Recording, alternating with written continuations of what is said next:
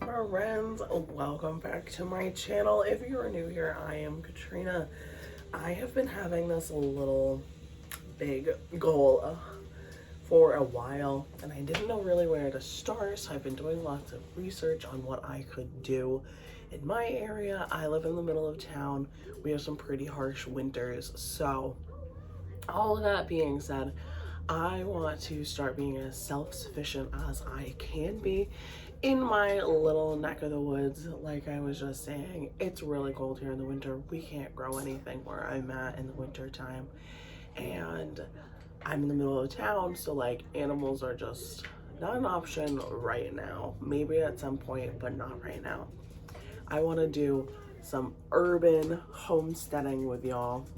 I have been making my own bread for quite a while now. I don't remember the last time I bought bread, except for like when we were sick and I just needed bread to feed my kids because I was too sick to make it. So making bread, sourdough, I'm getting into that. I want to grow my own herbs. I want to use my dehydrator. I want to start canning. I want to make my own vanilla extract. This is my list. It's as long as possible. Your hair's turning red. It's as long as possible. And I've got two amazing little helpers. You have a ponytail like me. I do have a ponytail just like you. So I will have many interruptions, but I want to bust out as much as I can today. And we're going to start. May I have a yogurt? Yes. And we're going to start with canning some homemade chicken stock. So let's go back in time. Wow. Shh. Let's go back in time to yesterday when I prep everything for today. I'll say hi, friends. Hi, friends. Go get your yogurt. Alright, I have my beautiful sourdough starter. She's nice and bubbly. I haven't given her a name yet, so if that's something you guys do, let me know what I should name mine. I have no ideas. I am going to make some English muffins. I'm tripling the recipe, so that's why it looks like I have so much starter, because I really do. And I am going to share this process with you, and I will have the recipe that I am using linked in the description. Okay, so I have my mixing bowl on a digital scale, so I'm just going to pour everything in.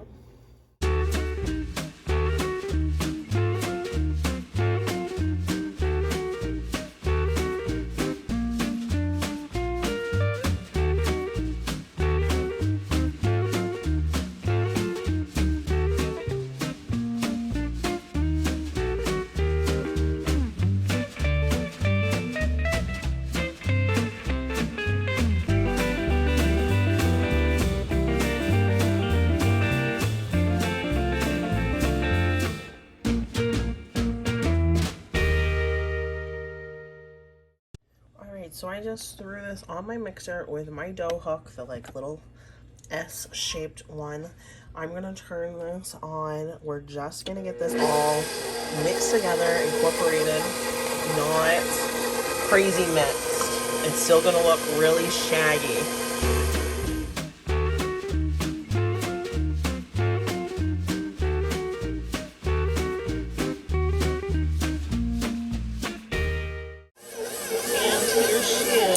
She's looking nice.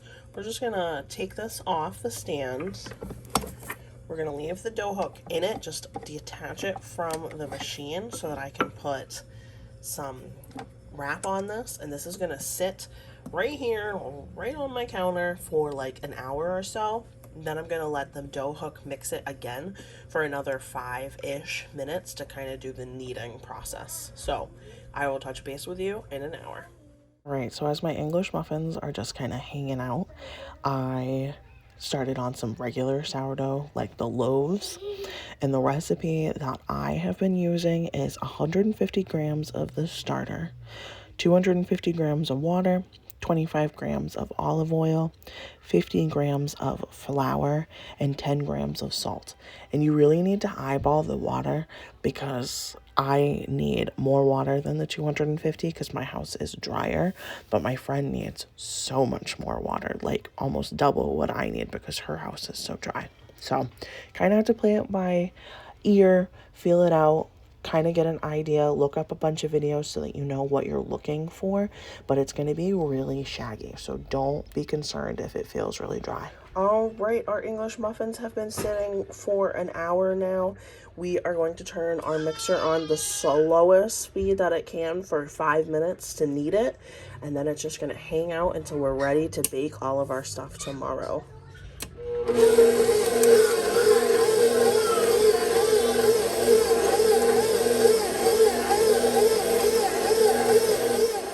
Friends, so I am going to get my chicken stock going. I've got several bags of carcasses here, and then I've got a bag that has like veggie scraps, so like onion, celery, carrots, whatever veggie like wrappers, like the onion wrapper or the carrot peels, that kind of stuff in here. I'm just gonna get them in my crock pot evenly and top it off with some water. Okay, friends, so I didn't realize I had already put veggies in with the chicken carcasses. I just did this a while ago, threw it in my freezer, so I just didn't remember. So I have filled my crock pots pretty evenly with the veggies and the carcasses, loaded them up with water, turned it on low. We are going to leave this overnight, low and slow, and making a delicious chicken stock.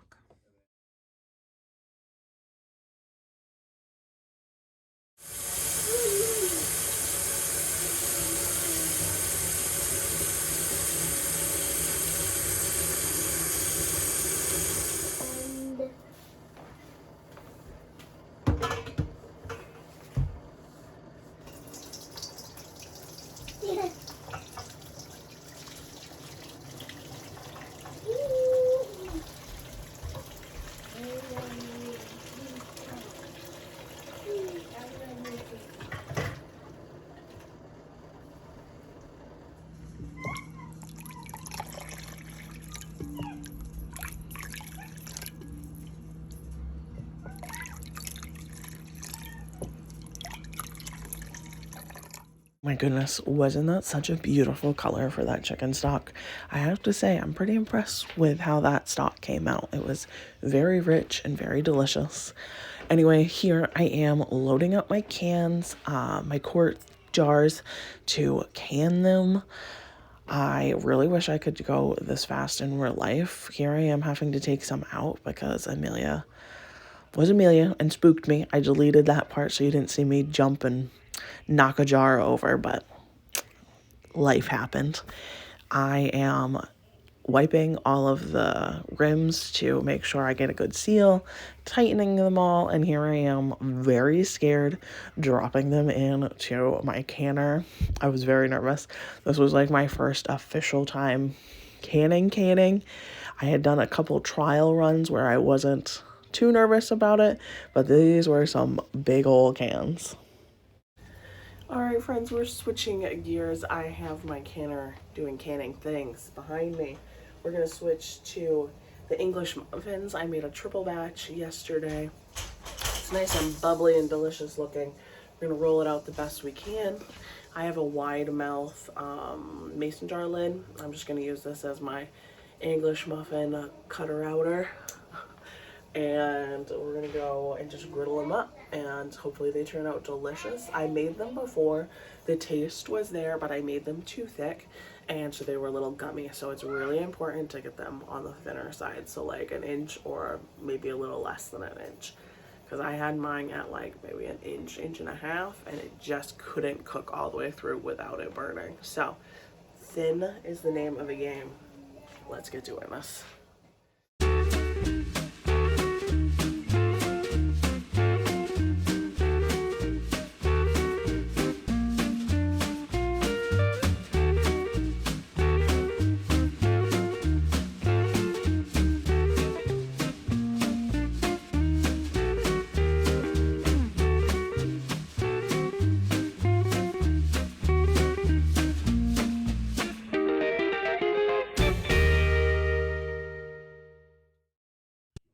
right, so we have our 4 quarts that just finished processing. That one's so much darker because it had more carrots than this one did, so it's the same stuff, just that one has a more carroty flavor. And I got 27 English muffins grilled. They are cooling now. I am going to start processing the next batch of stock. So I just got my loaf into my Dutch oven. I do not like to preheat my Dutch oven. I find that it gets the bottom too crispy for my liking. I have my oven preheating. It needs to be at 450. Before I started that, I got my pints in the water bath of chicken stock. So those are processing. It's still coming, like returning to a boil. It was boiling, but it's getting back up to a boil right now. So I haven't officially started the timer yet. Mountain of dishes. I showed you the English muffins, but I don't know if I told you the amount. There's 27.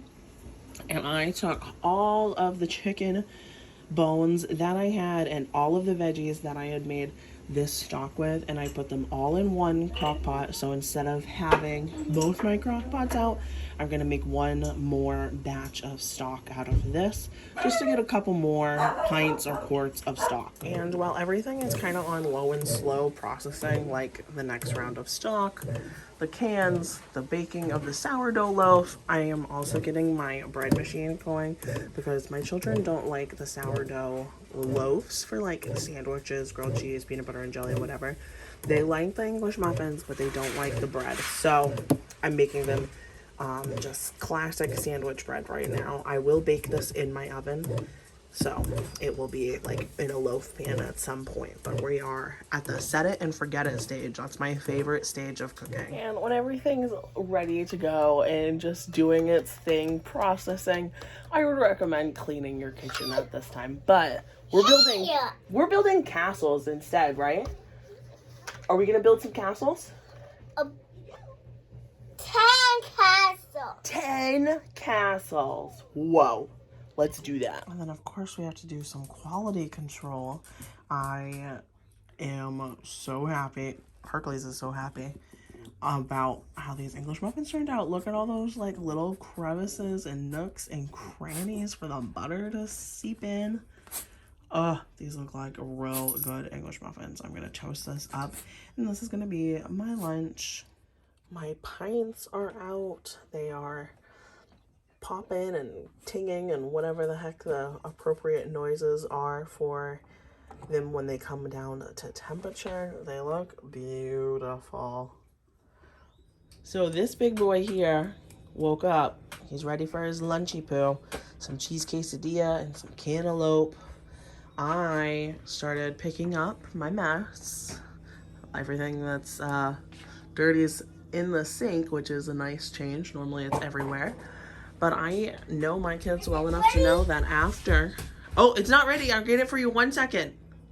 But I do know once my kids wake up from their first nap at like 1 o'clock, all projects are done. So we will do more projects tomorrow.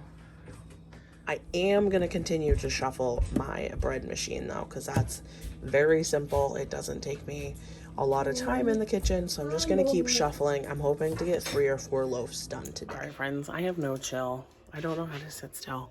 I mean, 4 loaves of bread. Wow. I was off camera, and then I also just decided to take the old bread from last week that we didn't finish up and whip them into some croutons for some salads, or I'm also thinking about making some French onion soup. So I have croutons in the oven. All I did was cube up my bread into nice bite-sized pieces, toss in some olive oil, and I did garlic, salt, pepper, Italian seasoning, and paprika. They're pretty adjustable. You can add really whatever seasonings you want, but my stock finished, so I figured I would just might as well can it, and while it's processing, I would clean up the kitchen for good this time. All right, all of these were a success. No cracks, everything sealed. I took off all the rings and I tested them, holding them by the lid. They all are good. I just need to wipe down like the funky colors just so I can get a clear label on all of these, and then they just need to get put up in my pantry. But we got a lot done, a lot canned. 1, 2, 3, 4, 5, 6 quarts, and 1, 2, 3, 4, 5, 6, 7 pints of chicken stock. All right, the next thing on our list for our homesteading, we're not gonna buy this, or we're gonna try not to buy it anymore, is jam. I got a screaming deal on strawberries. Each carton was $1.25. In my area, they're like $3 a whack. So this was a screaming deal. I'm gonna make some strawberry jelly jam, whatever you wanna call it, right now.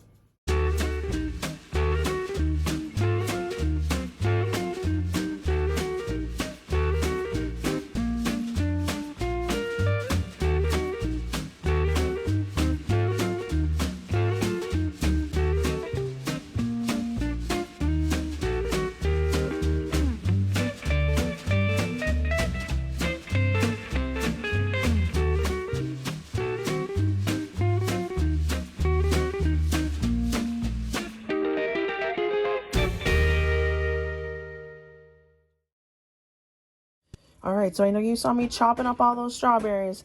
It was a 1/4 cup of lemon juice, 4 cups of sugar, and 2 pounds of chopped up strawberries. We need to get this all nice and combined, melty. I don't remember the exact temperature it needs to get to, but when I look back at my recipe, I will make sure I have it popped up on the screen for you.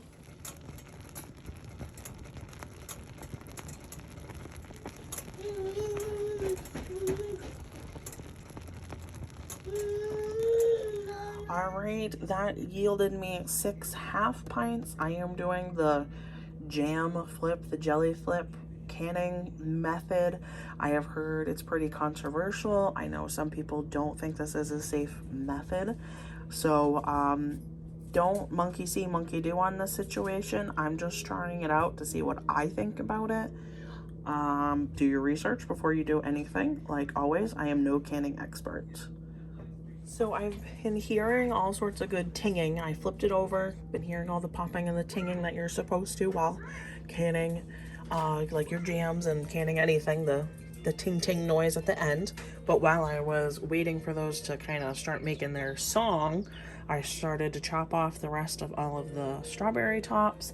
I am going to freeze this gallon bag. We're gonna puree this. The puree is going to sweeten Lucas's yogurt this week, and the homemade yogurt that I am going to make next. And then I have some fresh strawberries that are just going to go in the fridge that I already chopped up. And obviously I washed all of these, but just want to throw that out there. They are all nice and clean and ready to go. All right, and they all sealed up beautifully. I tested all of them. I held them. I didn't can one of them. I know I had 6, but I put one straight into the fridge, so we will eat that one up. I actually just tasted it on some toast. It is mighty delicious. It is a little thin though, so you canning experts, tell me what I did wrong, because, or you jam making folks, because it's a little thin. Does that mean I need to add more strawberries or more sugar? I know I'll look it up before then, but let me know how you make yours. All right, friends, we are making yogurt. This is an entire gallon of milk. It's just a really big pot because my next size down wasn't big enough. So I have a full gallon of milk in this. We need to heat this up until it's 180 degrees. I'm just stirring it so that it doesn't burn, stick, whatever, onto the bottom of my pan. All right, first step is done. This is the scalding hot burner. I brought it up to 180 degrees. Now it needs to cool down to 110. Do not ask me the science. If you know the science, I would love to hear about it in the comments. But I do not know it. This needs to cool down, and then I can add my starter. All right, friends, I just took the temperature of my milk. It is down to 110, maybe it's 112. I don't have a digital thermometer. I am going to mix in my full cup of yogurt. I weighed this out. I know it's in a 5.3 ounce container, but this is a full 8 ounces of yogurt, I promise. All right, so I have mixed in my yogurt. It said to put a lid on the pot, wrap it up in a towel, and keep it in a warm spot for like 6 hours, 6 to 10 hours. So it's gonna be 6 because it's gonna be 11 by the time 6 hours roll by. All right, it is the next day. This has sat for quite a while, but this yogurt is so like creamy and perfect consistency. It's like the most perfect Greek yogurt ever. It's, oh, it looks so good. I am going to flavor this whole vat though with some honey, some vanilla, and some cinnamon, because if my kids want fruit with it, that flavor will still taste delicious with blueberries or strawberries or whatever they choose. But this is like, you can see, perfect, like a cross between like plain regular yogurt and Greek yogurt. All right, and now that I added the honey and the vanilla, it is more like plain yogurt consistency. If I had kept some aside, or next time I will keep some aside so that I have some plain Greek yogurt as well. But this is great for the kids. And then Amelia. Drying. Yeah, I know, honey, your hair is drying. Amelia's little bowl here, she wanted some strawberries. All right, friends, I'm gonna call this a wrap for this video. I am definitely gonna need to do another one similar to this, because just in the week that it took me to get all of these clips and things made, because I have so many interruptions with my children, I need to do it again. And I have a few other things I want to try, and I have some things like making the vanilla that I just never got around to because kids come first. So I will have another one out as soon as I can, and I will talk to you guys in the comments. Bye, friends.